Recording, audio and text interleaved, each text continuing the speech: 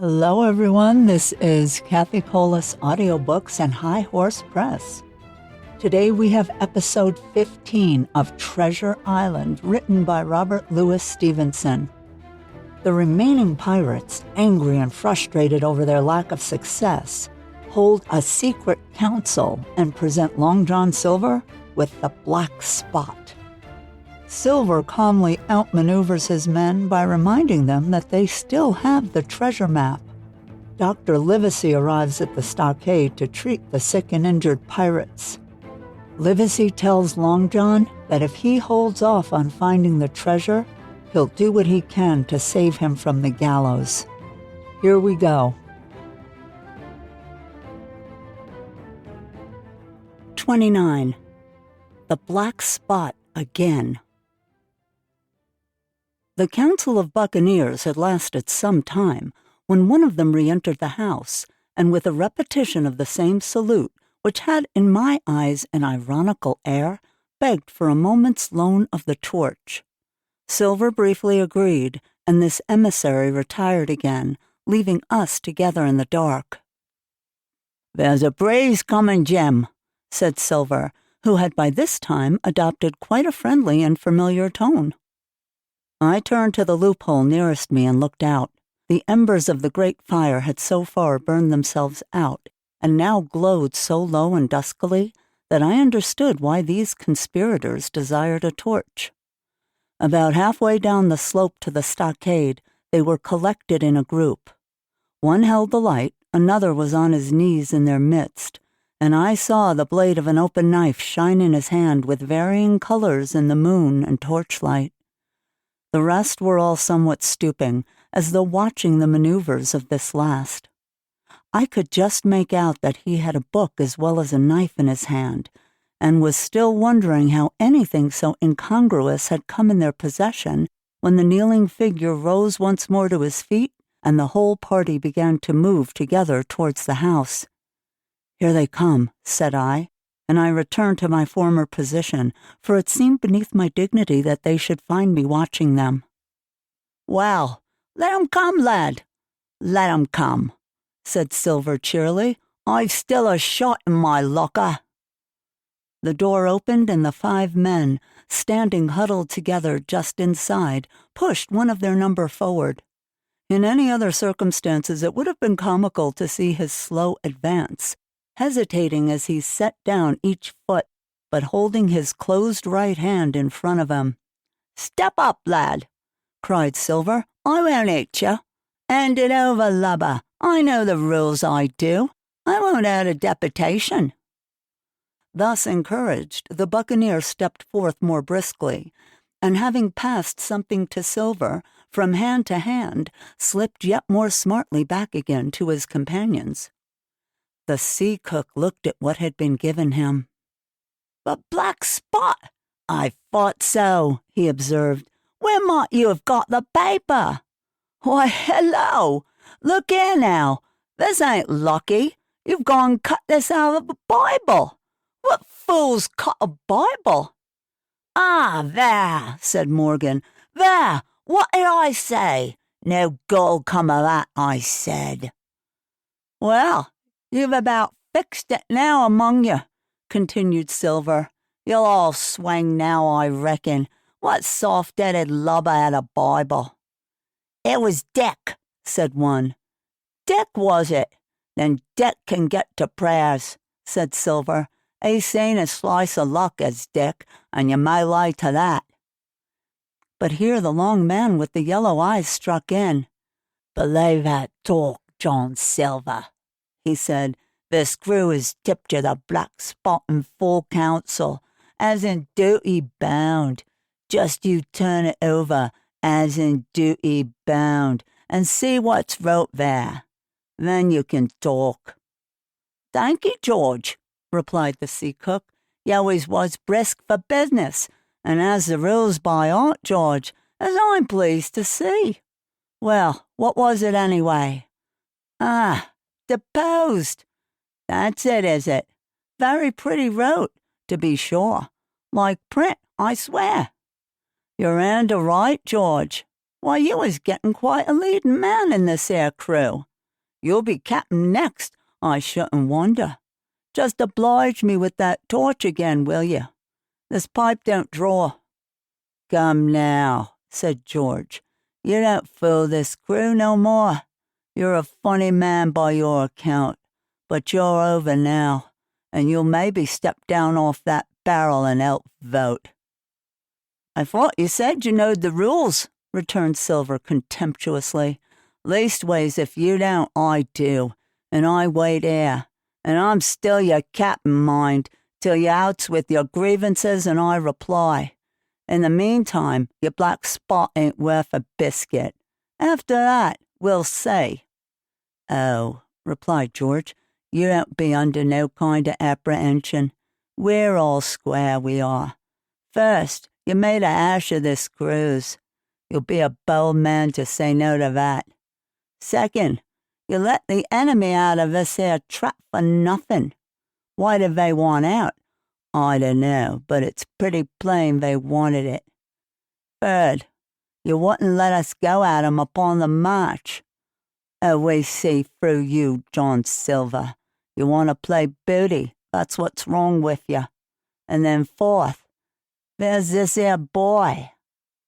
"Is that all?" asked Silver quietly. "Enough, too," retorted George. "We'll all swing and sun dry for your bungling." "Well, now, look here. I'll answer these 4 pints. One after another I'll answer 'em. I made a ash of this cruise, did I?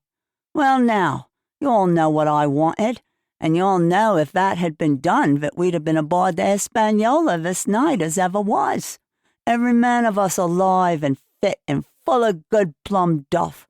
And the treasure in the hold of her, by thunder. Well, who crossed me? Who forced my hand, as was the lawful captain? Who tipped me the black spot the day we landed and began this dance? Oh, it's a fine dance, and I'm with you there. And looks mighty like a hornpipe in a rope's end at Execution Dock by London town, it does. But who done it?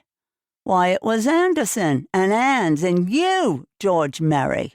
And you're the last above board of that same meddling crew, and you have a Davy Jones insolence to up and stand for captain over me. You that sank the lot of us, by the powers, but this top's the stiffest yawn to nothing." Silver paused, and I could see by the faces of George and his late comrades that these words had not been said in vain. "That's for number 1, cried the accused, wiping the sweat from his brow, for he had been talking with a vehemence that shook the house. "Why, I give you my word, I'm sick to speak to you. You've neither sense nor memory, and I leave it to fancy where your mother's was that let you come to sea. See, gentlemen of fortune, I reckon tailors is your trade." "Go on, John," said Morgan. "Speak up to the others." "Ah, the others," returned John. "They're a nice lot, ain't they? You say this cruise is bungled. Ah, by gum, if you could understand how bad it's bungled, you'd see. We're that near the gibbet that my neck's stiff with thinking on it. You've seen 'em, maybe, hanged in chains, birds about 'em, seamen painting 'em out as they go down with the tide. 'Who's that?' says one. 'That? Why, that's John Silver. I knowed him well,' says another. And you can't hear the chains a jangle as you go about and reach for another buoy. Now that's about where we are, every mother's son of us, thanks to him and Anns and Anderson and other ruination fools of you. And if you want to know about number 4 and that boy, why, shiver me timbers, isn't he a hostage? Are we going to waste a hostage? No, not us. He might be our last chance, and I shouldn't wonder. Kill that boy, not me, mates. And number 3? Well, there's a deal to say to number 3. Maybe you don't count it nothing to have a real college doctor to see you every day. You, John, with your head broke, or you, George Merry, that's had the ague shakes upon you not 6 hours agone, and has your eyes the colour of lemon peel to this same moment on the clock? And maybe perhaps you didn't know there was a consort coming either. But there it is, and not so long till then, and we'll see you'll be glad to have a hostage when it comes to that. And as for number 2, and why I made a bargain, well, you came crawling on your knees to me to make it. On your knees you came, you was that downhearted. And you'd have starved, too, if I hadn't. But that's a trifle. You look there. That's why. And he cast down upon the floor a paper that I instantly recognized, none other than the chart on yellow paper, with the 3 red crosses that I had found in the oilcloth at the bottom of the captain's chest. Why the doctor had given it to him was more than I could fancy. But if it was inexplicable to me, the appearance of the chart was incredible to the surviving mutineers. They leaped upon it like cats upon a mouse. It went from hand to hand, one tearing it from another, and by the oaths and the cries and the childish laughter with which they accompanied their examination, you would have thought not only they were fingering the very gold, but were at sea with it besides, in safety. "Yes," said one, "that's Flint, sure enough. J.F., and a score below, with a clovitch to it, so he don't ever." "Might pretty," said George, "but how we going to get away with it, and us no ship?" Silver suddenly sprang up, and supporting himself with a hand against the wall. "Now I give you warning, George," he cried. "One more word of your sauce and I'll call you down and fight you." "How? Why, how do I know? You had ought to tell me that. You and the rest that lost me my schooner with your interference, burn you. But not you. You can't. You ain't got the invention of a cockroach. But civil you can speak, and shall, George Merry. You may lay to that." "That's fair enough," said the old man Morgan. "Fair, I reckon so," said the sea cook. "You lost the ship. I found the treasure. Who's a better man at that? And now I resign, by thunder. Elect whom you please to be a captain now. I'm done with it." "Silver!" they cried. "Barbecue forever!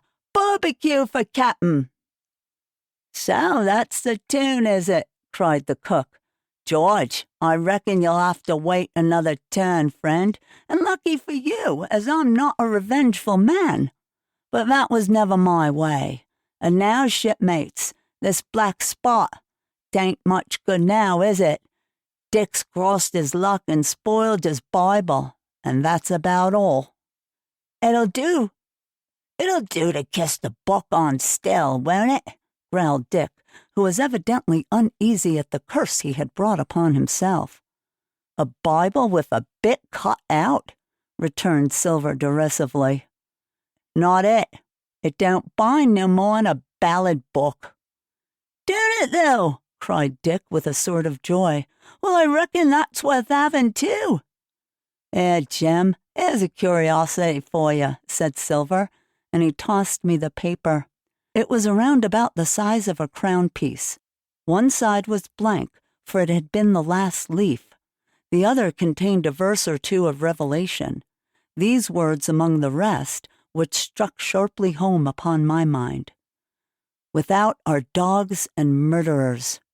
The printed side had been blackened with wood ash, which already had begun to come off and soil my fingers. On the blank side had been written with the same material the one word, "deposed."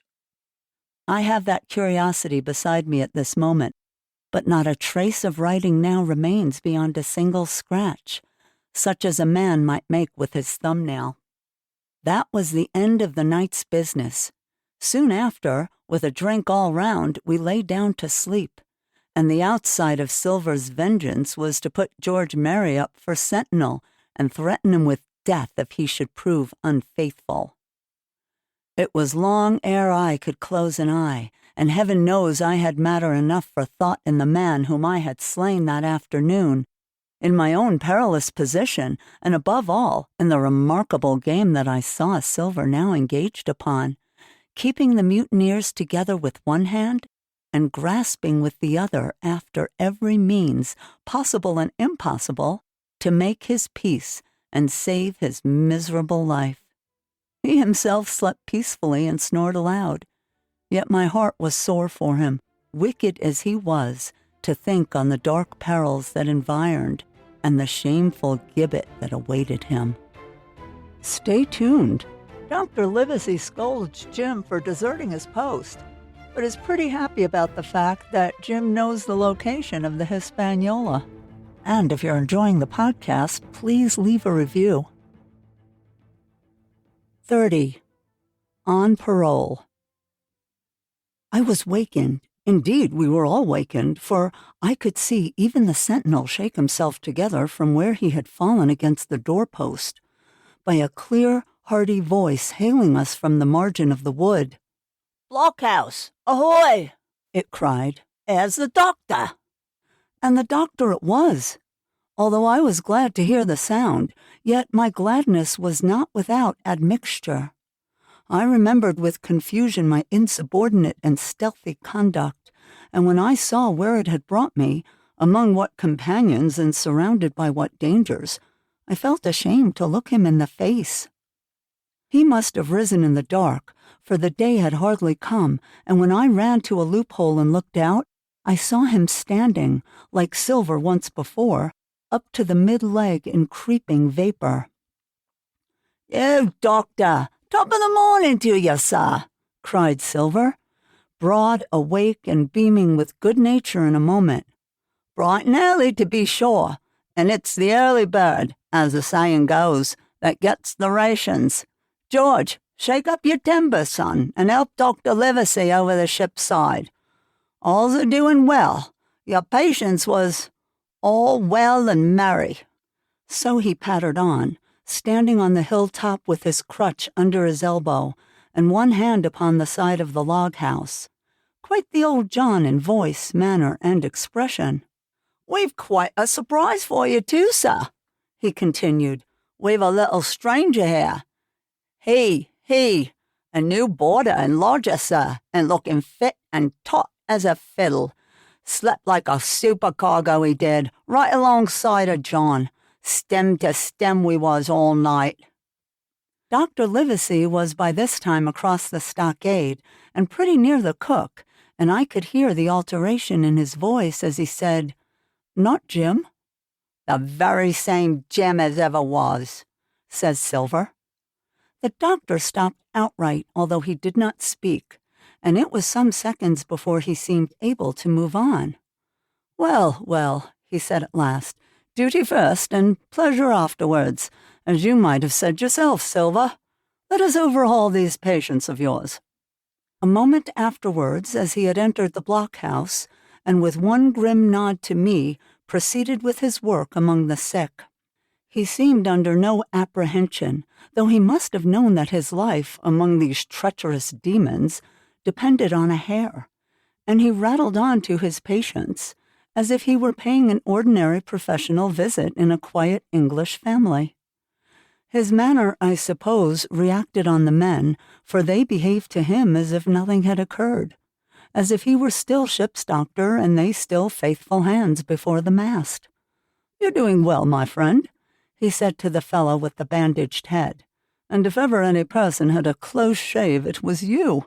Your head must be as hard as iron. Well, George, how goes it? Your pretty colour, certainly. Why, your liver, man, is upside down. Did you take that medicine? Did he take that medicine, men?" Aye, sir. He took it, sure enough," returned Morgan. "Because, you see, since I am mutineer's doctor, or prison doctor, as I prefer to call it," says Dr. Livesey in his pleasantest way, "I make it a point of honour not to lose a man for King George, God bless him, and the gallows." The rogues looked at each other, but swallowed the home thrust in silence. "Dick don't feel well, sir," said one. "Don't he?" replied the doctor.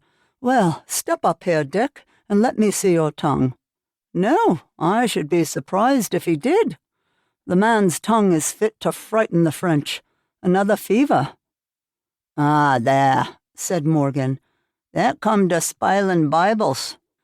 "That comes, as you call it, of being arrant asses," retorted the doctor, "and not having enough sense to know honest air from poison, and the dry land from a vile, pestiferous slough.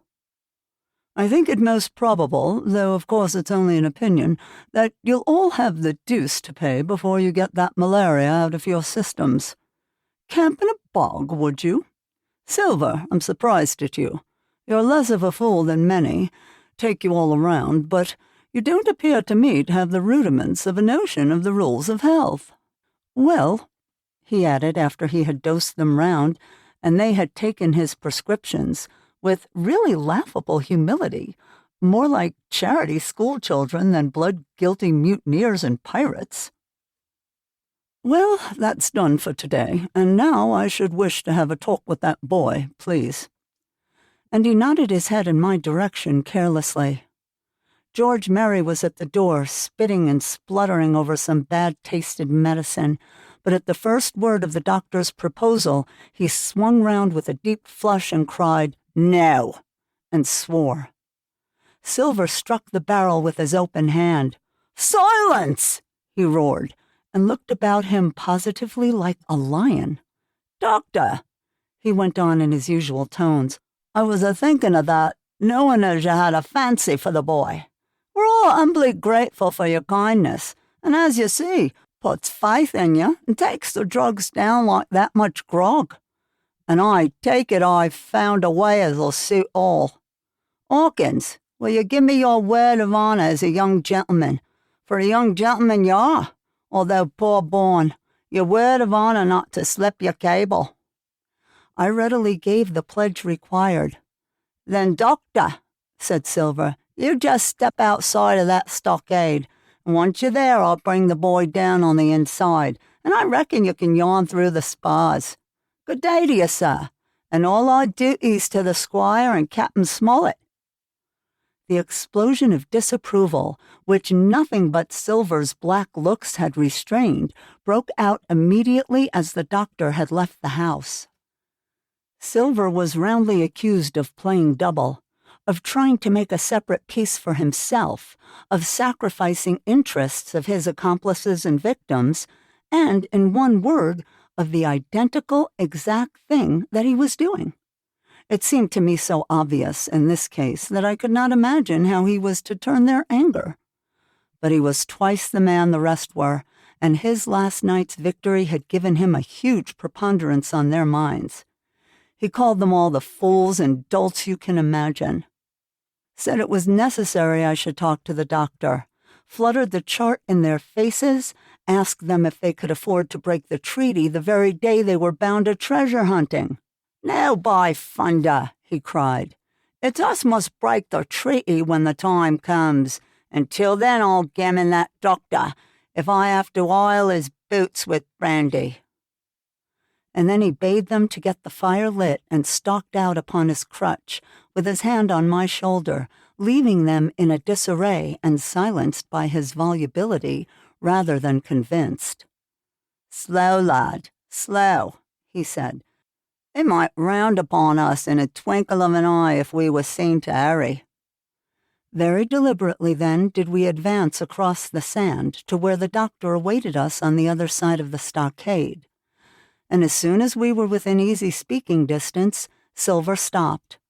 "You'll make a note of this here also, doctor," says he, "and the boy'll tell you how I saved his life, and we're deposed for it, too, and you may lay to that. Doctor, when a man's staring as near the wind as me, playing chuck farthing with the last breath in his body, like, you wouldn't think it too much, mayhap, to give him a good word. You'll please bear in mind, it's not my life only now, it's that boy's into the bargain. And you'll speak me fair, doctor, and give me a bit of hope to go on, for the sake of mercy." Silver was a changed man once he was out there, and his back to his friends in the blockhouse. His cheeks seemed to have fallen in, his voice trembled, Never was a soul more dead in earnest. "Why, John, you're not afraid?" asked Dr. Livesey. "Doctor, I'm no coward. No, not I. Not so much." And he snapped his fingers. "If I was, I wouldn't say it. But I'll own up fairly. I've the shakes upon me for the gallows. You're a good man and a true. I never seen a better man. And you'll not forget what I done good. Not any more than you'll forget the bad I know. And I step aside, see here, and leave you and Jim alone. And you'll put that down for me, too, for it's a long stretch is that." So saying, he stepped back a little way till he was out of earshot, and there sat down upon a tree stump and began to whistle, spinning round now and again upon his seat so as to command a sight, sometimes of me and the doctor, and sometimes of his unruly ruffians as they went to and fro in the sand between the fire, which they were busy rekindling, and the house from which they brought forth pork and bread to make the breakfast. "So, Jim," said the doctor sadly, "here you are. As you have not brewed, so shall you drink, my boy. Heaven knows I cannot find it in my heart to blame you, but this much I will say, be it kind or unkind. When Captain Smollett was well, you dared not have gone off, and when he was ill, couldn't help it. By George, it was downright cowardly." I will own that I here began to weep. "Doctor," I said, "you might spare me. I have blamed myself enough. My life's forfeit anyway, and I should have been dead by now if Silver hadn't stood for me. And, doctor, believe this, I can die, and I dare say I deserve it. But what I fear is torture. If they come to torture me—" "Jim," the doctor interrupted, and his voice was quite changed. "Jim, I can't have this. Whip over, and we'll run for it." "Doctor," said I passed my word." I know," he cried. "We can't help that, Jim, now. I'll take it upon my shoulders. Holus bolus, blame and shame. My boy, but stay here. I cannot let you. Jump. One jump and you're out, and we'll run for it like antelopes." "No," I replied. "You know right well you wouldn't do the thing yourself. Neither you nor squire nor captain, and no more will I. Silver trusted me. I passed my word, and back I go. But, doctor, you did not let me finish. If they come to torture me, I might slip a word of where the ship is, for I got the ship, part by luck and part by risking, and she lies in the north inlet on the southern beach, and just below high water. At half tide she must be high and dry." "The ship!" exclaimed the doctor. Rapidly I described to him my adventures, and he heard me out in silence. "There is a kind of fate in this," he observed when I had done. "Every step it's you that saves our lives. And do you suppose by any chance that we're going to let you lose yours? That would be a poor return, my boy. You found out the plot. You found Ben Gunn, best deed you ever did, or will do, though you live to 90. Oh, by Jupiter, and talking of Ben Gunn, why, this is the mischief in person. Silver," he cried. "Silver, I'll give you a piece of advice," he continued as the cook drew near again. "Don't you be in any great hurry after that treasure." "Why, sir, I do my possible, which that ain't," said Silver. "I can only, asking your pardon, save my life and the boys by seeking for that treasure, and you may lay to that." "Well, Silver," replied the doctor, "if that is so, I'll go one step further. Look out for squalls when you find it." "Sir," said Silver, as between man and man, "that's too much and too little. What you're after, why you left the blockhouse, why you giving me that there chart. I don't know, now do I? And yet I done your bidding with my eyes shut and never a word of hope. But no, this here's too much. If you won't tell me what you mean plain out, just say so and I'll leave the helm." "No," the doctor said musingly, "I've no right to say more. It's not my secret, you see, Silver, or I give you my word I'd tell it to you. But I'll go as far with you as I dare go, and a step beyond, for I'll have my wig sorted by the captain, or I'm mistaken. And first I'll give you a bit of hope. Silver, if we both get out alive of this wolf trap, I'll do my best to save you, short of perjury." Silver's face was radiant. "You couldn't say more, I'm sure, sir. Not if you was my mother," he cried. "Well, that's my first concession," added the doctor. "My second is a piece of advice. Keep the boy close beside you, and when you need help, halloo. I'm off to seek it for you, and that itself will show you if I speak at random." And there you have it. Don't forget to tune in next Wednesday as we continue our journey with Treasure Island by Robert Louis Stevenson. If you enjoyed this episode, please follow or subscribe wherever you listen, and leave a review to help other listeners discover these timeless stories as well. As always, thanks so much for listening.